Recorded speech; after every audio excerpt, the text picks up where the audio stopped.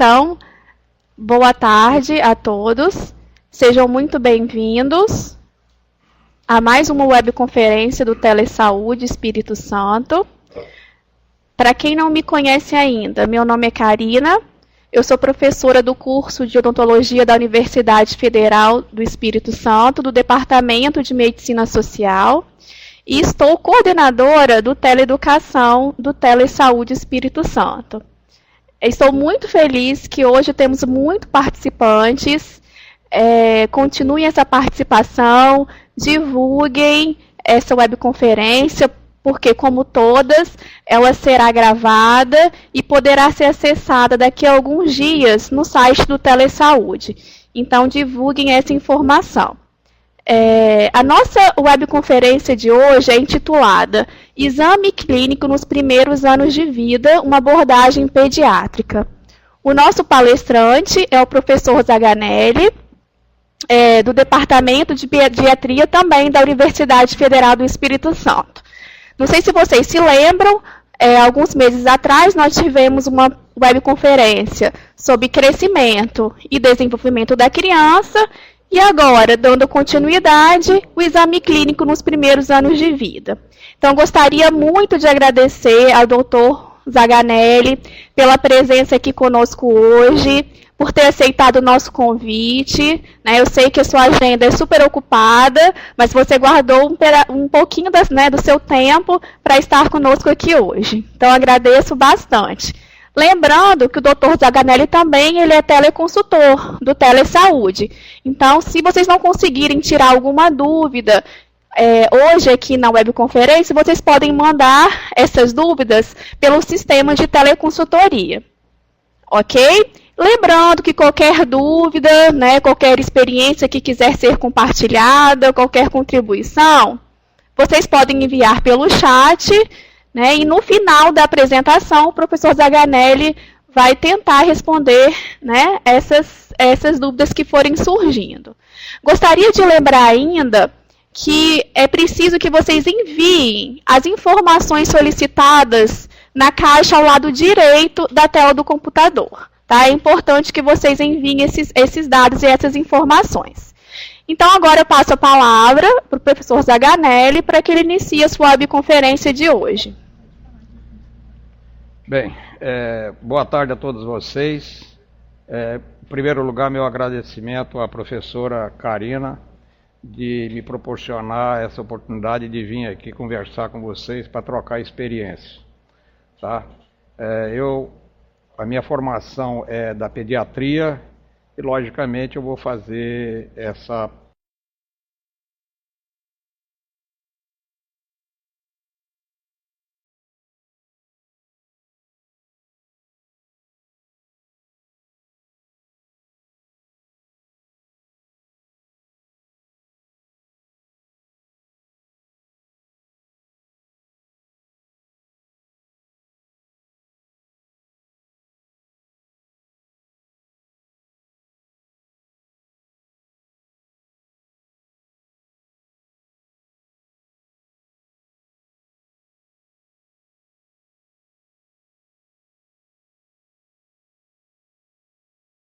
esse papo, essa palestra em cima do olhar da pediatria.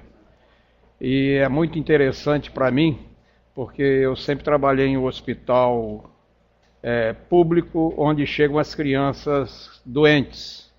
E essa webconferência me proporciona o prazer de estar conectado com vocês que trabalham nas mais variadas unidades de saúde de todos esses municípios do Espírito Santo. Realmente eu me sinto muito feliz de estar aqui fazendo essa troca de experiência.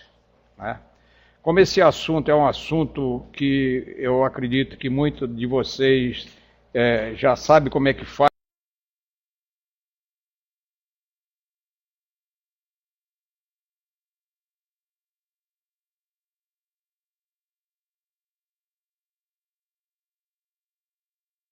o exame clínico, então eu optei em fazer uma apresentação mais compacta das coisas fundamentais na assistência das crianças nos primeiros anos de vida. E ficará em aberto depois as perguntas que vocês gostariam que quisessem fazer. Então, vamos lá.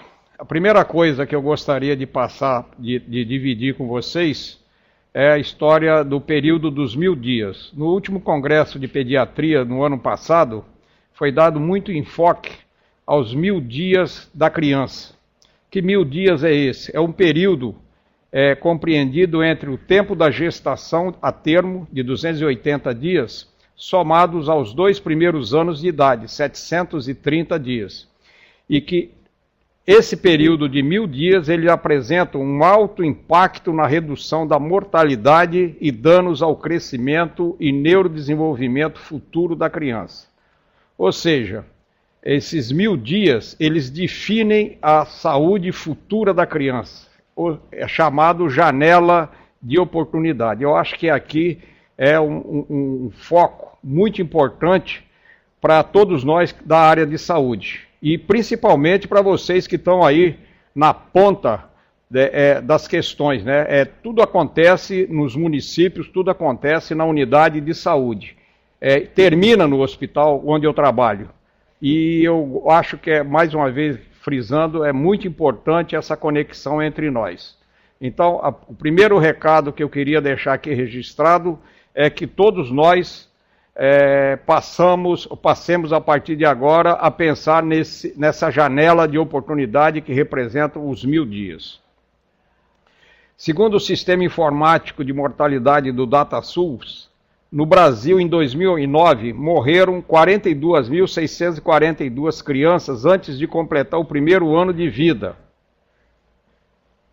52% dessas morreram na primeira semana de vida. 36,3% foram da região do Nordeste brasileiro, região que historicamente a gente sabe que tem os piores indicadores sociais do país. Outra coisa importante que o DataSUS mostrou, que filhos de mães e pais adolescentes ainda estão mais vulneráveis.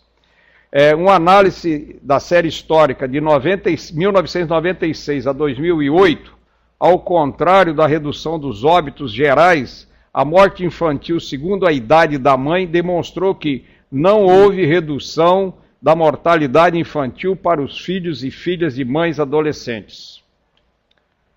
Em termos proporcionais, a mortalidade infantil de filhos de mães adolescentes chegou a 20% da média nacional. Em números absolutos, em 2008, foram quase 8.200 crianças, filhos e adolescentes entre 15 e 19 anos, e 678 de mães entre 10 e 14 anos, totalizando 44.100 mortes.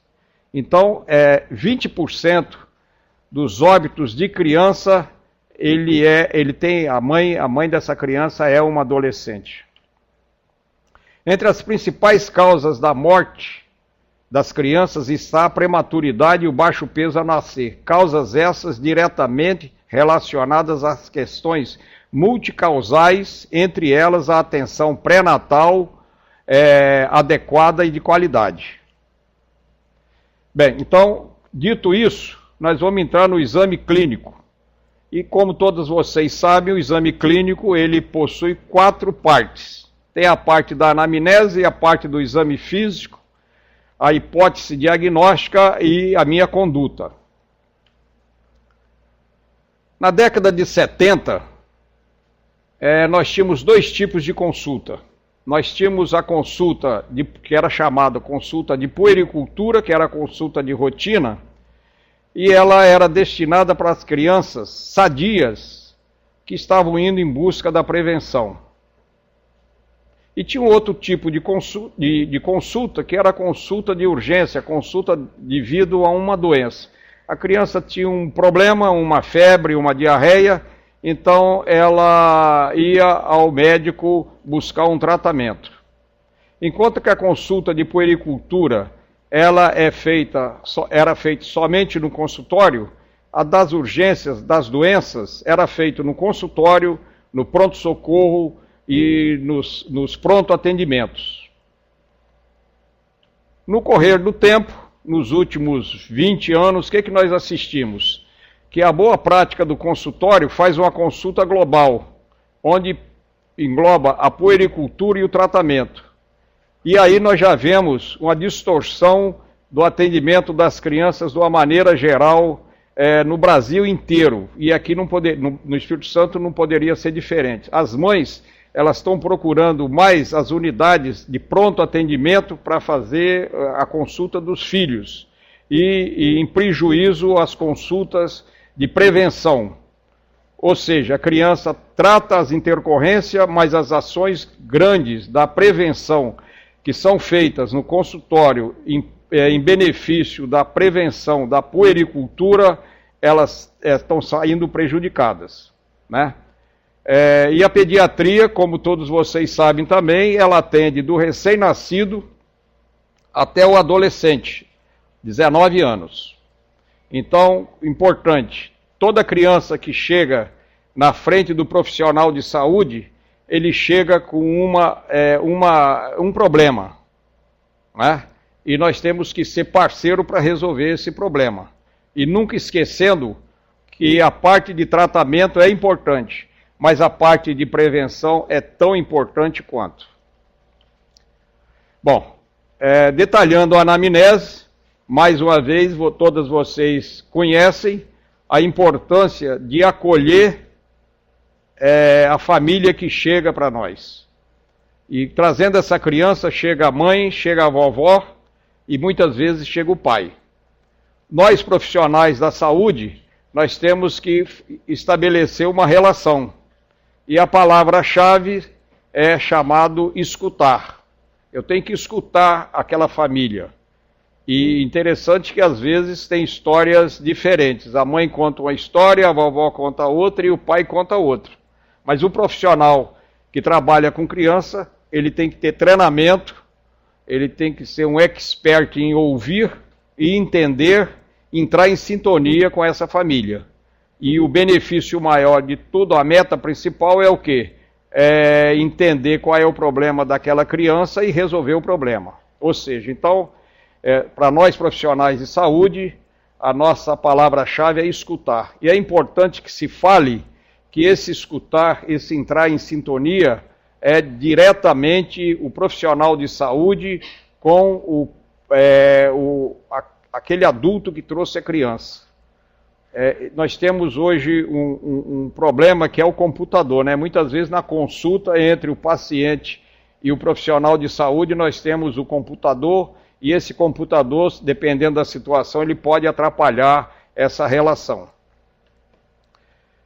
A terceira parte que eu vejo importante da anamnese é a preparação. Essa preparação de quem? A minha, do profissional. Essa preparação do profissional. O profissional tem que fazer um atendimento e ele tem que registrar esse atendimento. E tem que ter um prontuário, claro.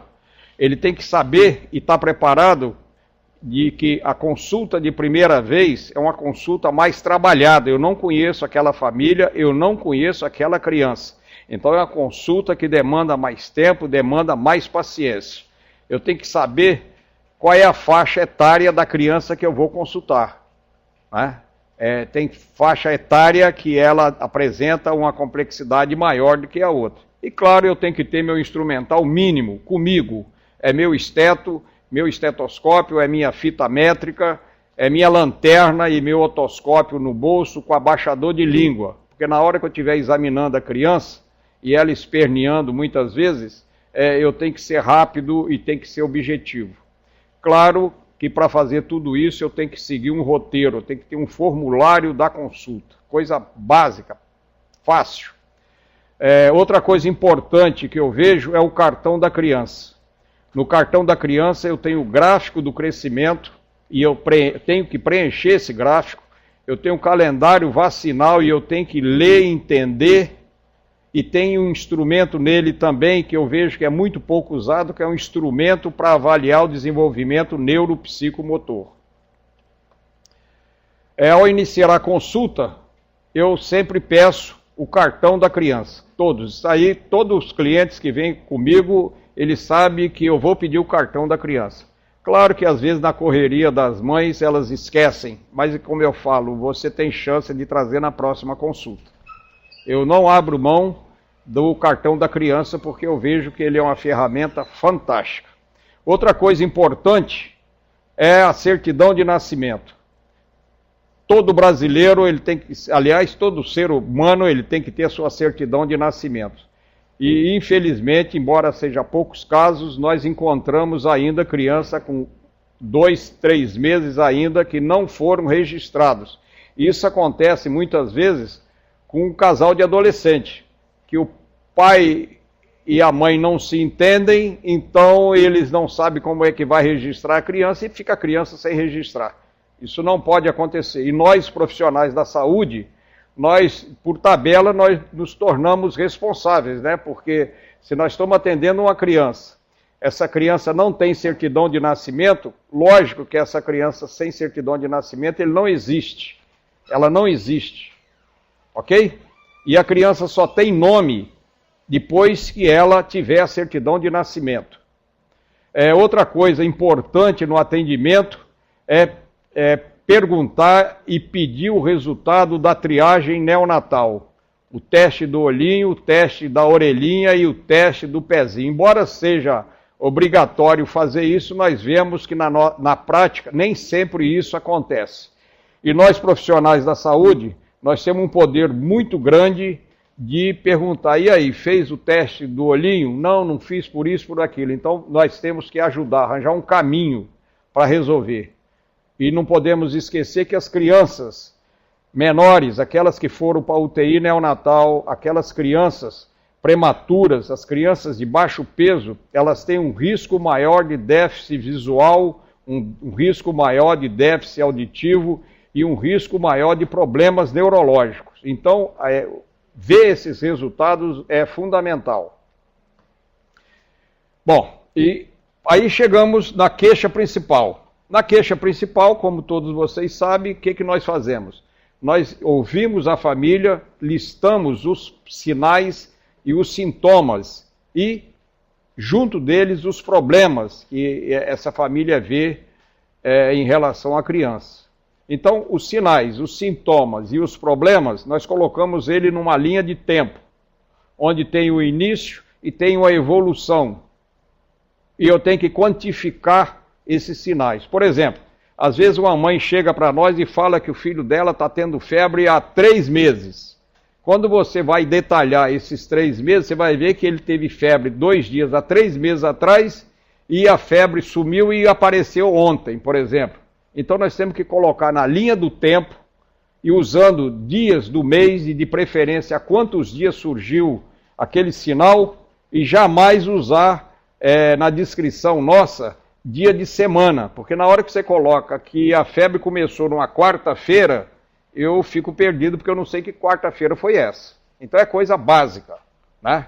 Eu tento entender aquela família e extrair dela sinais, sintomas e problemas. Coloco numa linha de tempo e vejo como foi a evolução. Eu faço até esquema para as famílias às vezes, né? Porque tem intervenção da mãe e do pai, cada um fala de um jeito. Então eu vou detalhar isso e chegar às minhas conclusões. Paralelamente a isso, eu faço uma lista de medicamentos que essa criança usa. Há quanto tempo? Começou quando? Por que deu? Quem foi que prescreveu? Às vezes a criança chega para você com a queixa e ela está usando outros remédios que não tem nada a ver com a queixa, mas é importante você saber que medicamento é esse. Ok? Bom, a criança depende de um intérprete. Outra coisa básica, a criança depende de um intérprete, que tem ou não tem experiência. Por exemplo, a vovó, que já viu esse filme antes, sabe muitas das coisas que está acontecendo no neto dela quando ele tem febre. A mãe de primeira vez já não é bem assim. Ela nem sabe que não sabe o que está vendo. Tá certo? Então observa, a criança depende do intérprete. Esse intérprete, seja ele quem for, ele tem um envolvimento afetivo grande com essa criança. E esse envolvimento afetivo distorce a visão. Isso eu vivo agora, recentemente, como pediatra e vovô. Então, há um conflito entre o avô e o pediatra, como existe um conflito entre o profissional de saúde que tenta atender o filho dela. E isso leva à margem de erro, e nós temos que estar ligados a isso. Então, a criança vem através de um adulto, que é um intérprete, que sofre influência da parte afetiva. E nós temos que estar atentos a isso. Ao iniciar a anamnese, com a criança ainda no colo, eu começo a fazer a inspeção, que é a parte do exame físico. Enquanto eu estou conversando tudo isso com a mãe, com o pai, com a vovó, eu já estou observando a criança no colo dela. Eu estou observando se ele está dispineico, e se ele tiver dispineico, cansado lá na respiração, eu encurto a minha conversa, porque se ele está com sofrimento respiratório, eu tenho que ser mais rápido. Eu vejo se ele tem alguma má formação, enfim, eu já começo a examinar a criança no colo do cuidador dele. E nós temos que estar atentos para 3 armadilhas na anamnese e na pediatria. A mãe nem sempre é quem cuida. Pela necessidade, as mães cada vez estão trabalhando mais fora. Ela já trabalha muito em casa e ainda tem que fazer o trabalho lá fora. E quando faz o trabalho lá fora, ela não tem como ver a criança dela o dia todo. Aí o que acontece? Então ela não sabe informar. Ok? Então a mãe que está longe pergunta para aquela que cuida do bebê como é que é os sinais e sintomas, faz outra interpretação, e essa segunda interpretação que é passada para o médico. E aí é uma armadilha fantástica, né? Então nós temos que tomar cuidado com isso. Outra armadilha é menosprezar a mãe. Mãe sempre tem razão. Com todas as angústias, dificuldades dela, a mãe tem razão. Compete a nós da saúde tentar entender essa mãe. Nós temos que entender a mãe, entender como é que é a relação com o filho dela, e para tentar entender tudo isso para ajudar a criança.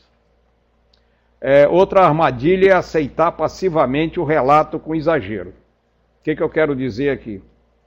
A mãe que trabalha fora, muitas vezes ela é criticada por algum familiar, né, de que ela não cuida bem do filho dela.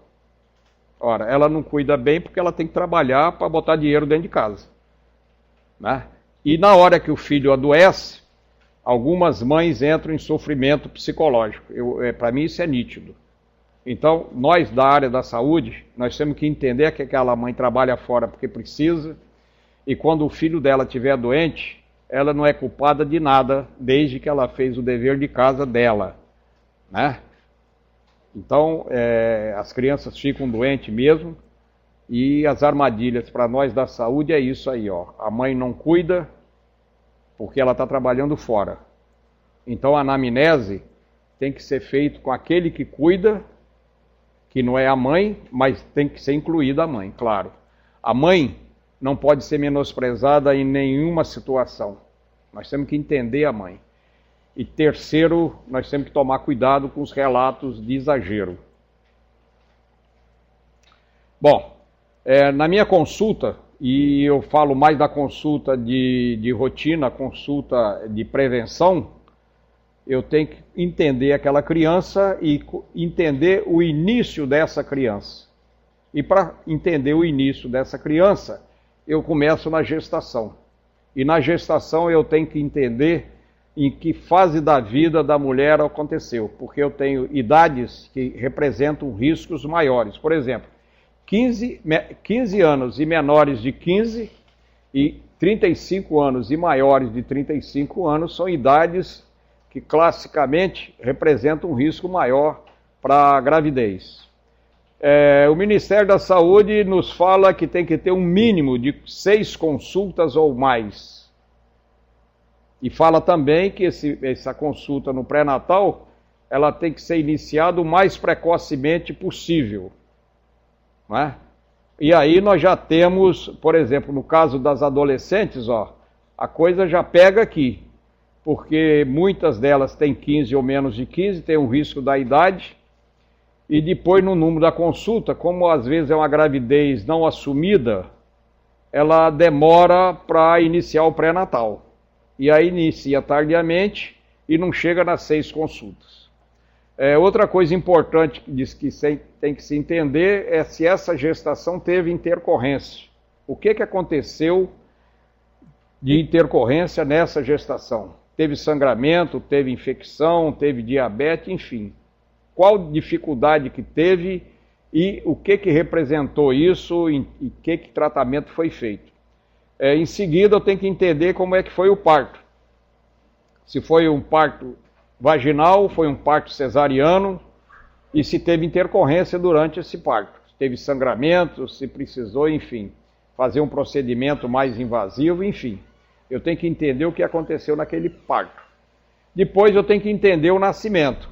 E para entender o nascimento, eu preciso saber como foi a apresentação dessa criança.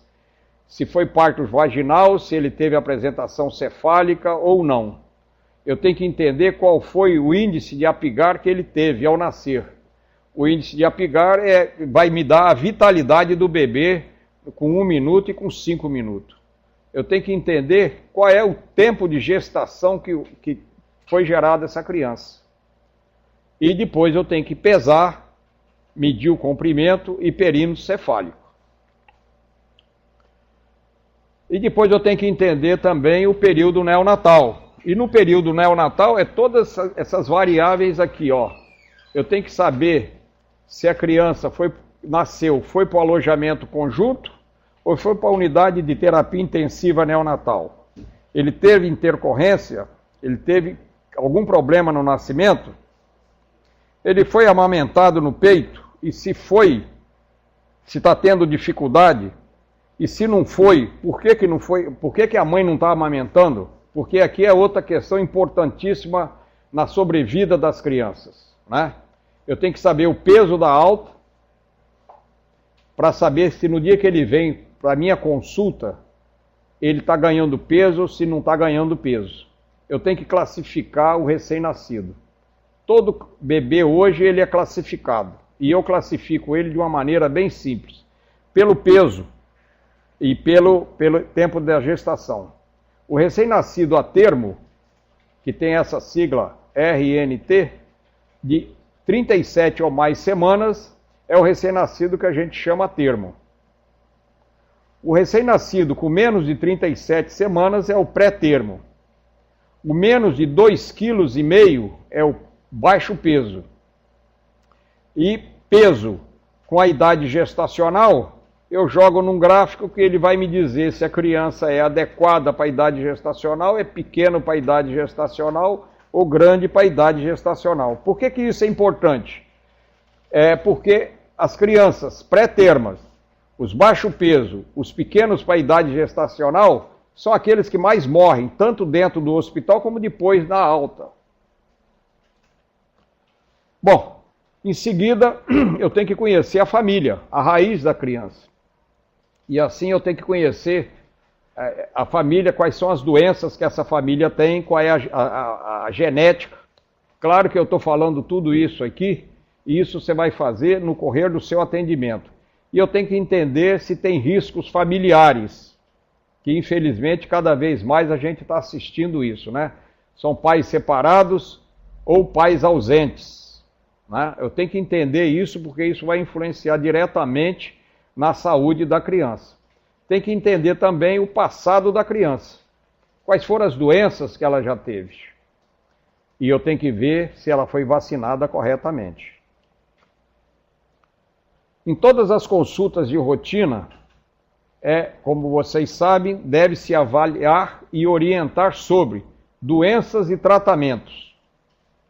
Né? A criança chegou para mim porque estava com febre, eu diagnostiquei lá uma otite, então eu tenho que ter o meu diagnóstico, tenho que tratar, mas eu não posso perder de visão, como já foi falado, as outras questões muito importantes, como o peso, o crescimento, perdão. O crescimento com peso, comprimento ou altura, perímetro cefálico até 2 anos. E tudo isso só tem valor se eu lançar no gráfico do cartão da criança. E isso terá mais valor ainda se eu explicar para a mãe. Parece que as mães não entendem tudo aquilo que nós da saúde falamos, mas eu acho que a maioria delas entende. Ela pode não saber, às vezes, muito detalhe, mas ela entende que o gráfico que você está mostrando para ela se está desenvolvendo bem ou não. Eu tenho que avaliar o desenvolvimento da criança. E o desenvolvimento é a parte neurológica, né? Eu tenho que fazer a avaliação com as informações da anamnese.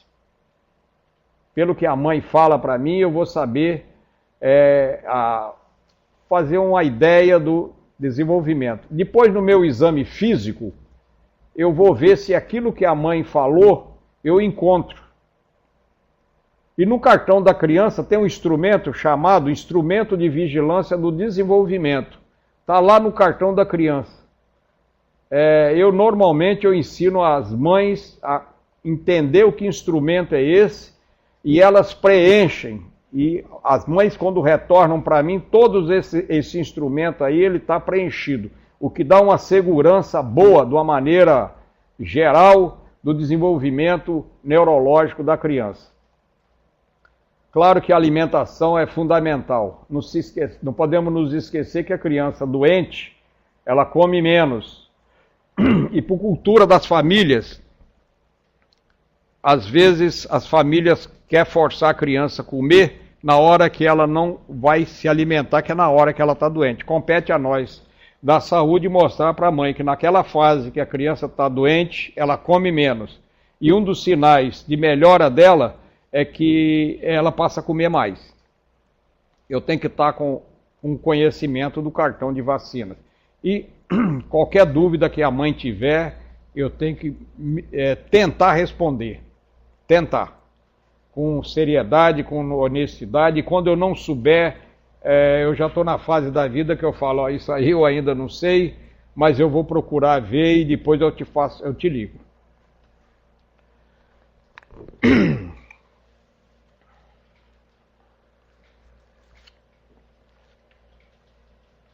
Bom, no exame físico, eu tive um problema na hora que eu estava montando essa fala, né?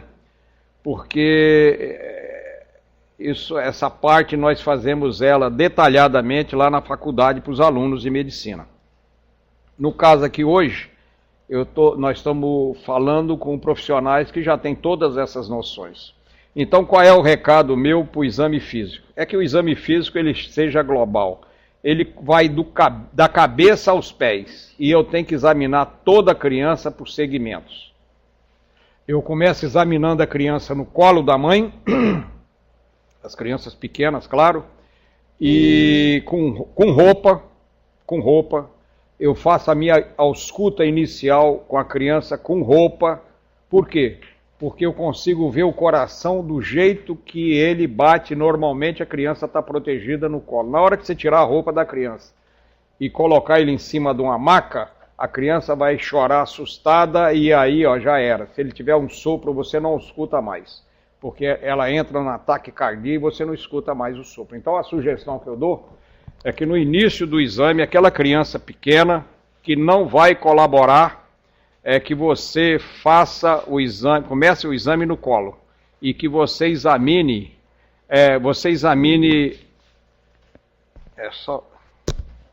faz favor aí, vai. Tá bom agora. Esse exame então ele tem que ser por todos os segmentos. Eu vou examinar fontanela, eu vou examinar implantação de cabelo. Eu com a minha lanterna eu vou ver os olhos e já vou procurar se ele tem estrabismo, se ele tem catarata. Enfim, eu vou por segmentos em todo o corpo até chegar lá no pé. Quem trabalha com criança pequena sabe que na hora que tirar a fralda vai vazar e vai complicar muito a nossa consulta. Então a sugestão prática que eu dou é o seguinte, nós só vamos tirar a fralda no finalzinho do nosso exame físico, ok? Porque tirou fralda, vai ter xixi, cocô, e aí complicou a consulta, ok? Então observa, exame físico detalhado, inclui no final do meu exame do orofaringe com abaixador de língua para aquela criança que não colabora e inclui uma otoscopia. Ok? Claro que se tiver alguma pergunta depois a respeito de detalhes do exame físico, depois nós poderemos conversar mais. Na primeira consulta, é claro que nós vamos procurar sinais de doença e alarme. Nós vamos buscar sinais de perigo. A criança pequena, eu tenho que buscar icterícia, hipotonia, febre, sonolência, etc. E nessa primeira consulta, eu tenho que sempre avaliar a amamentação. Na amamentação, eu vejo que se a criança tem uma boa pega, e eu vou tentar provar para a mãe que a amamentação dela é eficaz ou não. Como é que eu faço isso? De uma maneira bem simples. Primeiro, ver como o bebê mama no peito. Todos nós da saúde podemos fazer isso.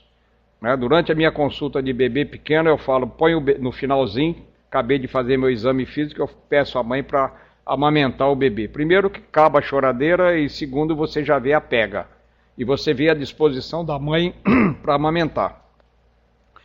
Outro indicador bom para falar que a amamentação está eficaz é que o bebê que só mama no peito, se ele tem uma boa diurese, ele faz xixi várias vezes durante o dia e acabou de mamar o peito e ele fica tranquilão, então com esses 3 itens já está me dizendo que aquela amamentação está eficaz. Então, pega legal, tem uma boa diurese e acabou de mamar, o bebê fica tranquilo. E isso é finalizado quando eu peso a criança e lanço no gráfico. Lancei no gráfico, eu já convenço a mãe que vale a pena ela continuar amamentando porque o leite dela está adequado para aquela criança. Porque nós sabemos que não tem leite fraco. O que existe é que a produção do leite é irregular no correr do dia. Tem hora que a mãe produz mais e tem hora que a mãe produz menos. Por exemplo, à noite, as mães têm uma dificuldade maior para amamentar. Por quê? Ela está cansada, fez várias coisas ao mesmo tempo, e entre a mãe nova com o bebê novo, o dia dela acaba entre mamar, xixi e cocô. Ela não faz outra coisa. Ela fica o dia todo envolvida com isso. Então, à noite, ela está cansada. E aí, às vezes, a produção de leite dela diminui. E as estratégias aí são bem simples. Tentar ajudar a mãe com a vovó, com algum parente próximo, para ajudar a mãe a descansar durante o dia e a mãe se preparar para o plantão da madrugada. E beber muito líquido, outra coisa importante no exame físico, principalmente no grupo de recém-nascido, eu estou falando do recém-nascido inicialmente porque começa tudo por ali. E a maior mortalidade no Brasil hoje são do grupo de recém-nascidos. Todo recém-nascido, ao ser examinado, nós temos que buscar os reflexos próprios do recém-nascido. São chamados reflexos transitórios, porque à medida que o sistema nervoso vai se desenvolvendo, vão desaparecendo. Ok? Faz parte do exame físico do recém-nascido a busca desses reflexos próprios, que é o chamado reflexos arcaicos ou reflexos primitivos. Nós temos que ir atrás, pelo menos, de alguns. Dentre deles, o reflexo de Moro é o principal. Como é que é o reflexo de Moro? Frente a 3 tipos de estímulos, seja o estímulo visual ao bater uma fotografia com flash, seja um som súbito, bater uma porta, por exemplo, ou seja, pelo contato manual com essa criança, o recém-nascido, ele desencadeia o reflexo de Moro, que é o quê? Ele arqueia as costas para trás, a coluna, e depois ele abre um abraço e faz um abraço. E chora, normalmente ele chora. O reflexo de Moro é o reflexo do abraço, ele faz um abraço. E quando ele faz esse abraço, é um abraço e um choro forte, vigoroso. Isso mostra que esse bebê está bem, neurologicamente falando. Se ele só eleva um braço e não eleva o outro, o que acontece? O braço que não elevou tem algum problema. Já me dá uma dica aí, Por exemplo, quando ele é assimétrico, por exemplo, a sífilis congênita faz uma pseudoparalisia, que é a pseudoparalisia de Parrot. a criança ela chora na hora que ela se movimenta, né? Outra coisa que faz esse reflexo ser assimétrico é a fratura de clavícula, né? A criança, quando nasce de parto normal, muitas vezes ele tem uma fratura da clavícula, né? O reflexo de Moro, ele vai existir até 3, 4 meses, depois ele desaparece. A ausência dele ou redução desse reflexo indica grave lesão no sistema nervoso. E isso é importante que seja detectado em todas as crianças. O segundo reflexo é o reflexo da apreensão palmar e plantar. Isso é simples. Se pega a mão da criança e se introduz o dedo do examinador. A criança, naturalmente, ela abraça o dedo, ok? Você faz isso nos dois lados, tá? E na hora que você levanta um pouco o corpo e solta, aí a criança faz o Moro. Então, ao pesquisar apreensão palmar e palmar, você já desencadeia o Moro, tá? E o plantar, você vai lá nos pés, em direção à sola do pé,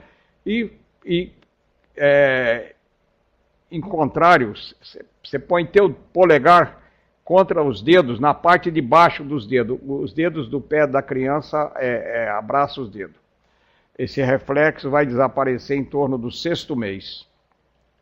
E tem outros reflexos que são importantes. É o reflexo da fuga à asfixia.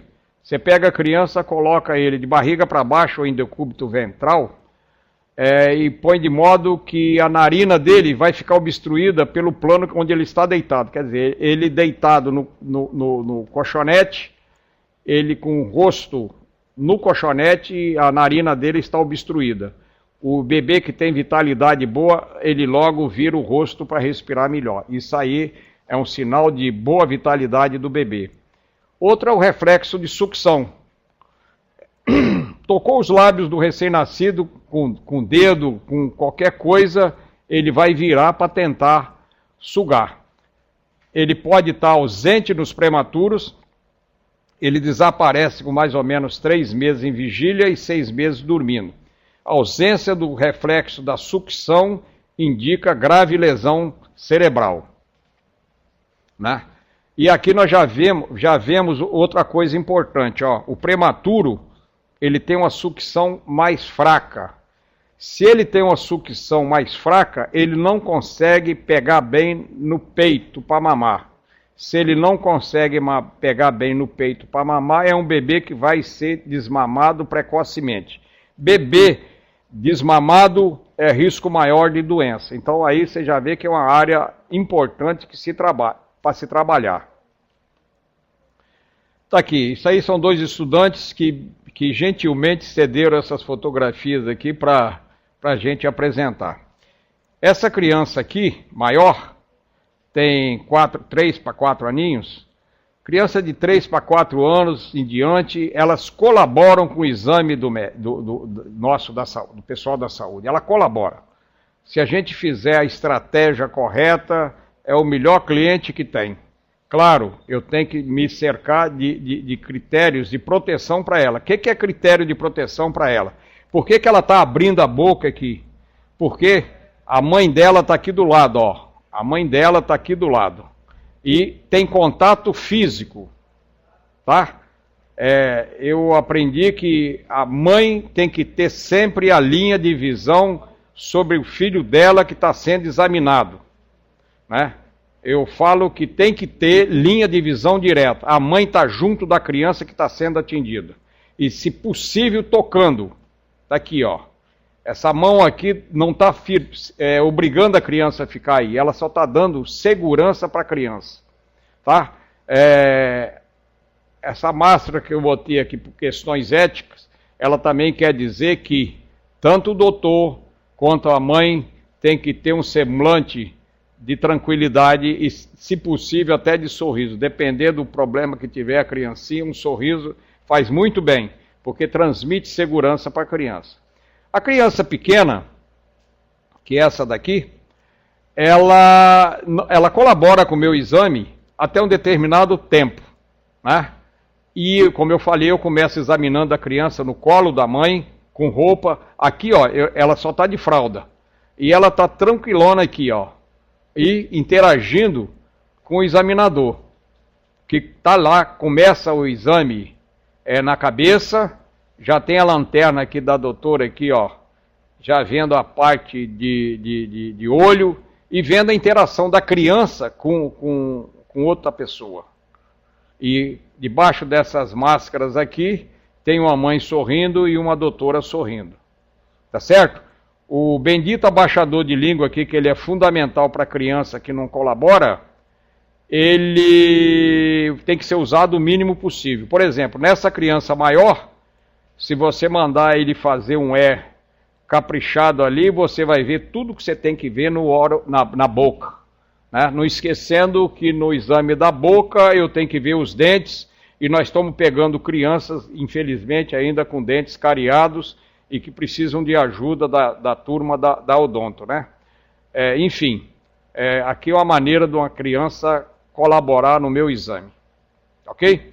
Claro que na hora que eu vou examinar orofaringe e fazer otoscopia em criança aí de um aninho e pouco, ela não vai abrir a boca porque ela não tem coordenação suficiente para isso, e aí começa a encrenca da consulta, né? A criança chora, e o choro da criança tem que ser entendido por mim como uma capacidade boa do sistema nervoso dela em reagir frente a uma situação que ela não está gostando. Então a reação dela é normal. E eu tenho que ter treinamento suficiente para contornar essa resistência e carinhosamente, com firmeza, examinar o orofaringe dela e fazer a minha otoscopia. Como é que eu faço o exame do orofaringe?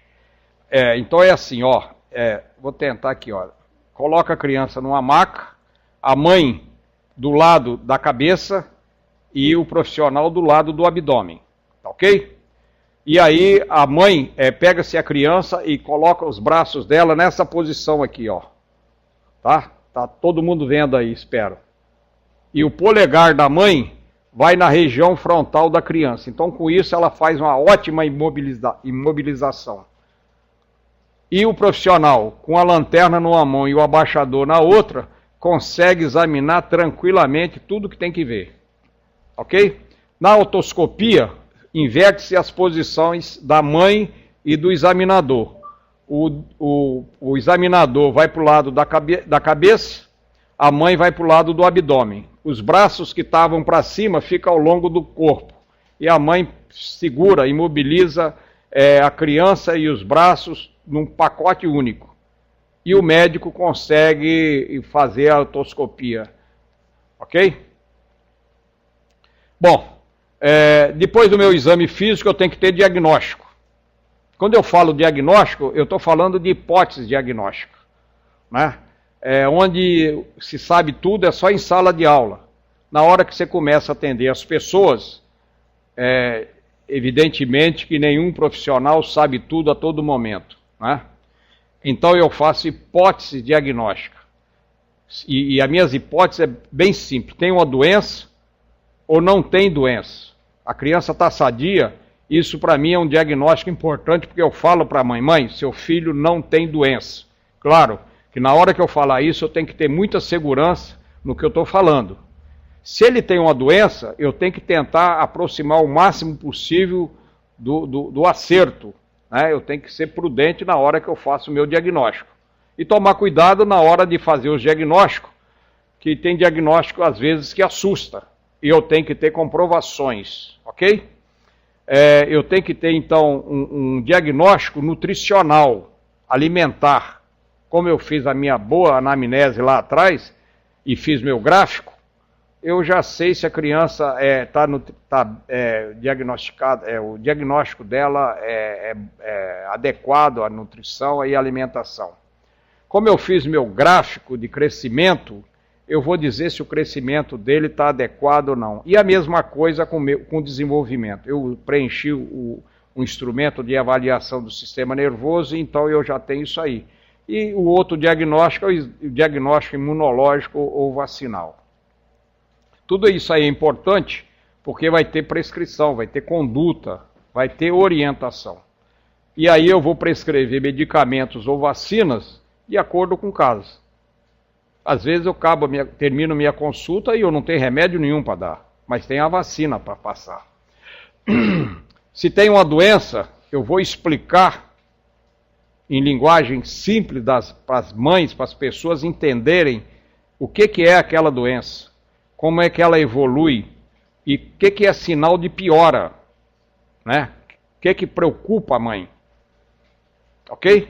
Se a criança tem uma pneumonia, eu tenho que ensinar a mãe que eu estou entrando com a medicação e que em 48 horas aquele antibiótico tem que surtir efeito. E se não surtir efeito, ela tem que ser reavaliada, por exemplo. E o sinal de alarme é o quê? 48 horas de tratamento. A criança continua com muita febre, essa criança tem que ser reavaliada, porque às vezes meu diagnóstico não é aquele, ok? Eu tenho que fazer anotações e gráficos do crescimento, como eu já falei, no cartão da criança. E aqui é interessante, né? Os serviços que tem os prontuários, que tem as curvas de crescimento, nós da saúde, então, temos que fazer 2 gráficos. O gráfico que fica no prontuário e o gráfico que vai com a mãe no cartão.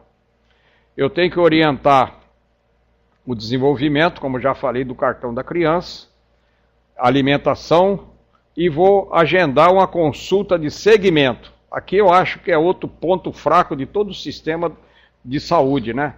Às vezes a mãe consegue um atendimento de ótima qualidade, tem que retornar para fazer o acompanhamento e aí ela não consegue entrar na agenda, né? Então, eu acho que isso é uma coisa para se trabalhar e se pensar cada vez mais, né? O Ministério da Saúde recomenda o esquema de consultas de rotina na primeira semana, com 1 mês, 2 meses, 4, 6, 9, 12, 18 e 24 meses. A partir de 2 anos de idade, as consultas de rotinas podem ser anuais, próximo ao mês de aniversário.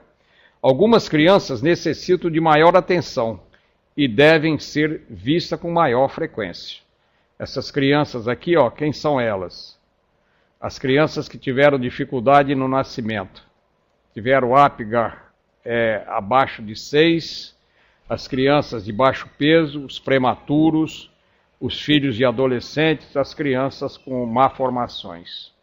Em resumo, o meu roteiro que eu sigo é esse aqui, ó. O roteiro com nome e idade, queixa principal, história da doença atual, vacinas, história patológicas pregressa, condição de gestação, parto e nascimento, desenvolvimento neuropsicomotor, alimentação, história familiar e funções de eliminação. Um exame físico com as medidas, incluindo o IMC, índice de massa corporal, diagnóstico, conduta e prescrição, se for o caso. E as anotações e gráficos e orientações. Como vocês estão vendo que é impossível qualquer cristão que trabalha com criança fazer um atendimento com menos de 30, 40 minutos, né? E aí é outro ponto fraco do sistema, né? Como os profissionais são poucos, o que acontece? Aumenta muito a demanda e tem que um número grande, às vezes, de ter atendimento. E aí, então, vai a experiência das equipes, né? Se todos os profissionais olharem a sala de espera e identificar aquelas crianças que têm maior risco, então tem que ser reservado de uma maneira ou de outra um tempo maior para se ver essas crianças.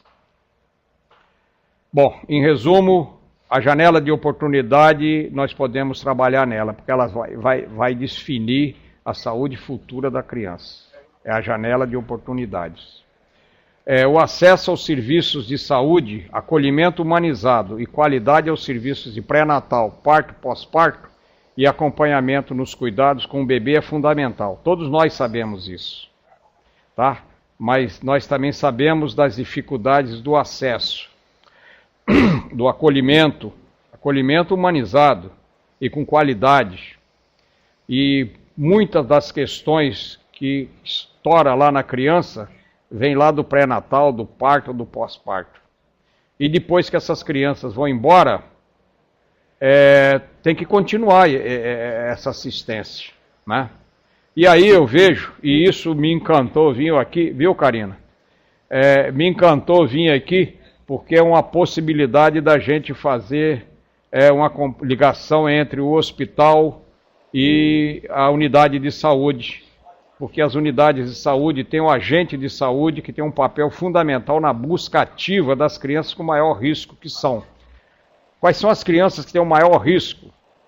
Os filhos de mãe adolescentes, as crianças prematuras, as que têm baixo peso, as pequenas. Nós que agradecemos, doutor Zaganelli, pela sua palestra super objetiva, mas ao mesmo tempo bem completa. Muita internação, né? Então agora eu abro para as perguntas, vocês podem fazê-las pelo chat. Fantástico quando Enquanto isso, doutor Zaganelli, você poderia falar um pouquinho sobre o seu projeto ele vai garimpar essas crianças da mãe adolescente para a unidade para tentar ajudar e salvar essas crianças.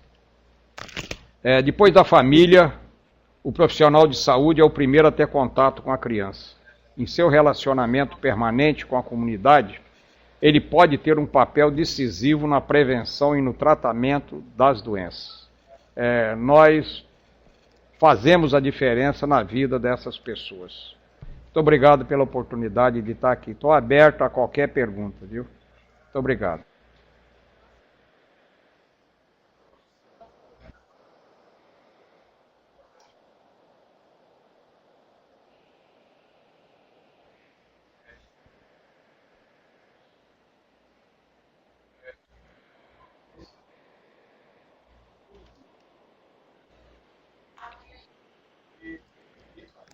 Que bom.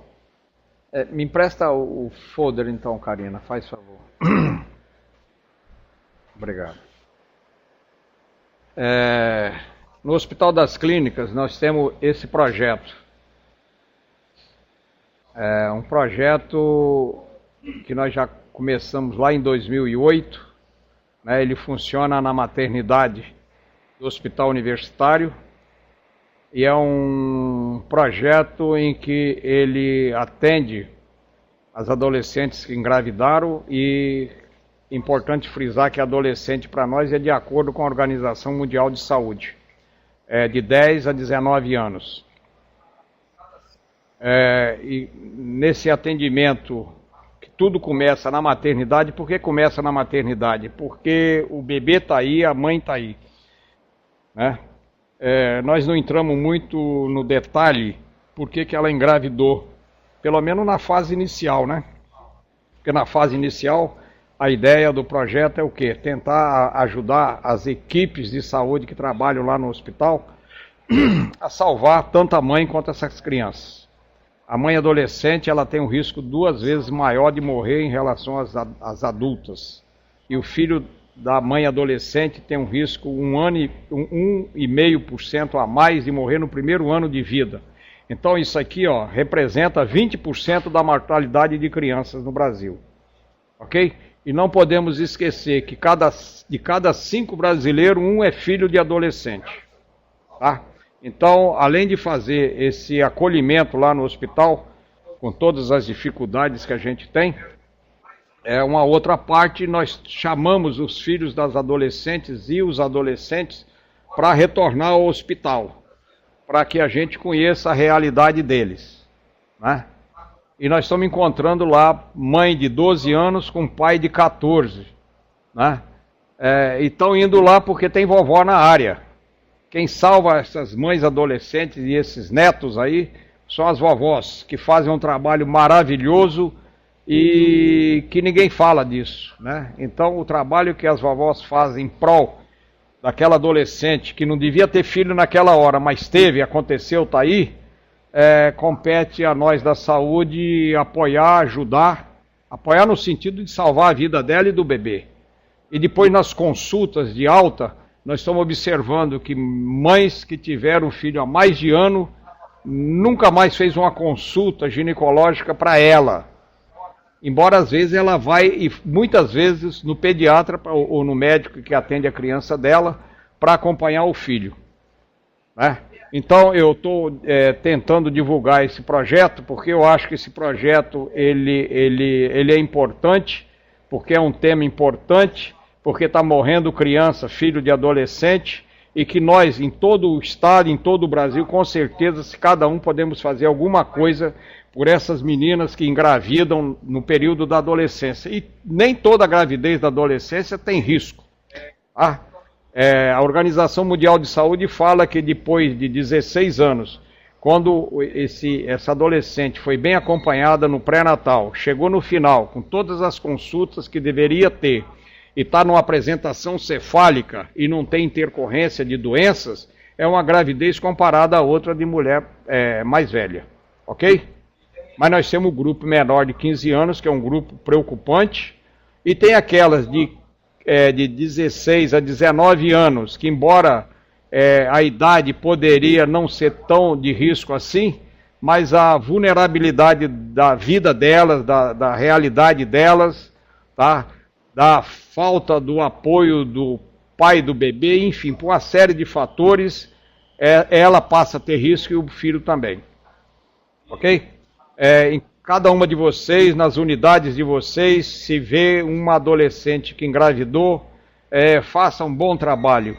Tenta conversar com ela, conversa com a mãe dela, a vovó, para tentar Doutor Zaganelli, então surgiram algumas perguntas e eu vou falar para o senhor que o senhor pode respondê-las. A primeira é o que fazer com bebês com fimose? Neonatal e UTI de adulto, né? São as maternidades de risco, que no Espírito Santo são poucas.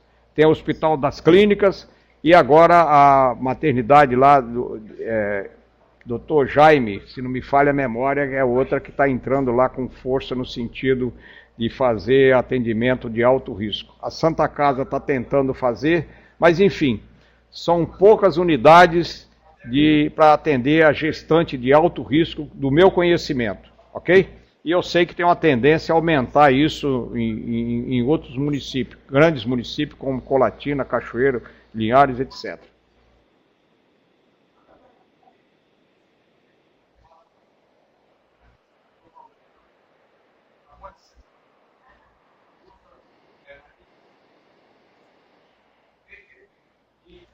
Bom, todo bebê nasce com fimose, todo bebê homem nasce com fimose, isso aí é tranquilo.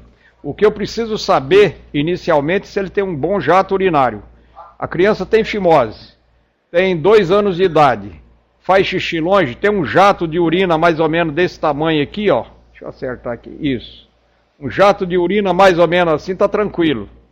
Não faço nada com ele até 3 anos. Com 3 anos de idade, ele não abriu ainda a fimose, eu vou passar uma pomada para ele que a pomada começou sendo um corticoide qualquer, e hoje em dia eu vou falar o nome de uma pomada porque só tem ela, que é o Postec, é a pomada Postec, né? Que tem um problema porque é cara, mas pode ser qualquer corticoide, que se usa naquele excesso de prepúcio, ok? E a maioria das fimoses abre, tá? Não tem que fazer cirurgia de fimose em criança com menos de 3 anos, não tem que fazer, tá? Outra coisa importante, quando eu era médico novinho, residente, se fazia a redução da fimose dos bebês já nas consultas de puericultura. Depois, com o correr dos anos, você viu o quê? Que isso é uma conduta que não se deve ter mais, porque quando você reduz o prepúcio, você acaba ferindo, fazendo fissuras, e essas fissuras depois cicatrizam e fazem uma fimose pior, ok? Então, não tem nada que reduzir, não tem nada que tentar retrair, não tem que usar cotonete para limpar, tem que ver se ele tem xixi longe. Faz xixi longe, acabou. 3 anos de idade. Usa, então, fazer uma pomada para tentar abrir essa fimose. Ok? Estou falando de uma maneira genérica, é claro. Outra questão próxima a essa daí, que é importante se dizer, que também mudou a conduta, é quando não se acha o testículo. Palpou o testículo, não achou, vai-se lá na região mais alta, na região escrotal, na região inguinal. Dr. Jackson, ele gostaria que o senhor falasse um pouco de sua experiência a respeito da síndrome de Munchausen. Na sua dificuldade de abordagem da possível mãe problema, que ele colocou entre aspas, na falta de um termo mais apropriado. Às vezes o testículo, muitas vezes do prematuro, ele está alto. Tá? eu espero até 2 anos de idade. Com 2 anos de idade, o testículo não desceu, ele tem que ter uma intervenção cirúrgica, né? Aí eu tenho que arranjar um bom cirurgião pediátrico para ele para tentar resolver. E antigamente isso era em torno dos 7 anos, hoje puxou-se para 2 anos. Ótimo. Certo? Porque não se deve deixar o testículo na cavidade abdominal. E se o doutor Jacques tiver alguma experiência, também pode colocar aqui no chat, né? Respondeu a e pergunta algumas aqui, pessoas colocaram que foi muito bem direcionada a palestra, muito esclarecedora, importante olhar para a janela das oportunidades e de muita valia para o aprimoramento, né, tanto acadêmico quanto na prática clínica. E o Dr. Jacques está colocando aqui que é a mãe que busca o consultório excessivamente. Com essa síndrome, viu, Jacques? Não tem experiência com ela. Né? Posso estudar mais, mas eu não tenho experiência pessoal com ela. Ok? Vou ficar devendo isso aí. Vou tentar achar alguma coisa. Obrigado pela sua pergunta, viu? Porque ela me provoca. Ah, com certeza.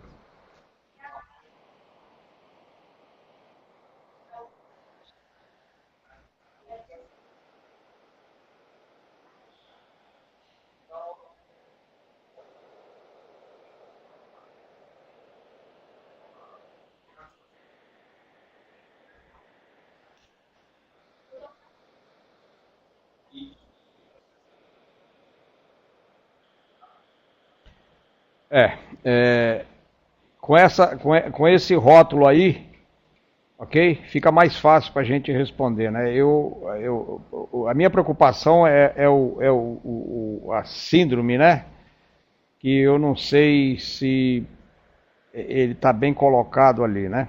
Mas essa mãe que busca muito consultório, para mim é bem simples. Ela é uma mãe insegura. É uma mãe que ela busca coisa que às vezes nem ela sabe o que ela está buscando. Né? E todos nós que trabalhamos com criança, a gente sabe que tem isso. Né? Então, eu tenho que fazer o diagnóstico da mãe. Bom. Então vamos encerrar por aqui, antigo, ele falava, doutor Zaganelli. Que a consulta e mais uma vez gostaria de agradecer a sua presença conosco e pela palestra super instruída e esclarecedora. É fácil, né? Gostaria também de agradecer a todos vocês pela participação. Lembrando que nós teremos uma webconferência na semana que vem sobre sífilis congênita, a abordagem da criança, com a doutora Sandra Fagundes. Então não deixem de participar e divulguem para os demais colegas. Doutor Zaganelli, quer falar mais alguma coisa? Eu não tenho experiência no sentido de publicação, de trabalho feito de intervenção. O que eu dei é meu ponto de vista pessoal, mas ele não tem base. Quando eu falei que eu não sei, eu não conheço, é que eu não tenho base técnica para falar em cima disso. Ok?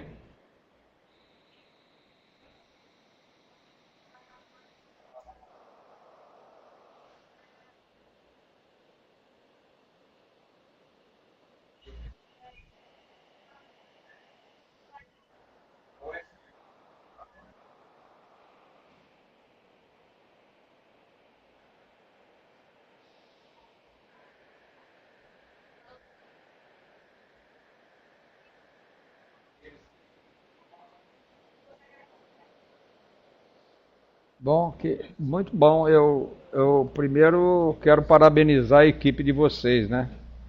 E esse trabalho que vocês estão fazendo é fantástico, né? A telesaúde, para mim, é uma das ferramentas fantásticas que nós temos a oportunidade de estar enxergando ela entre nós, ok? E a telemedicina, a telesaúde, como quer que chamar, ela é uma ferramenta fantástica, né? Eu fiz um treinamento há uns anos atrás lá na UFMG e eu fiz uma disciplina de telemedicina. Né?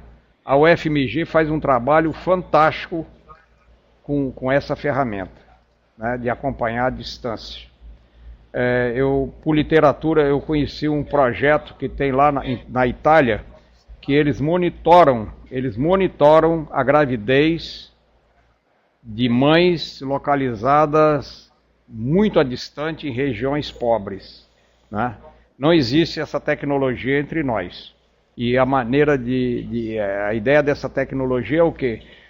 não deixar que o bebê prematuro nasça numa região que ele não vai ter sobrevida. Por exemplo, uma criança que vai nascer numa gestação de alto risco, no extremo sul, lá no final, lá para a região de Pinheiros, na região, estou falando Pinheiro porque eu ando de vez em quando por lá e vejo as dificuldades do sul da Bahia, quantidade enorme de crianças, né?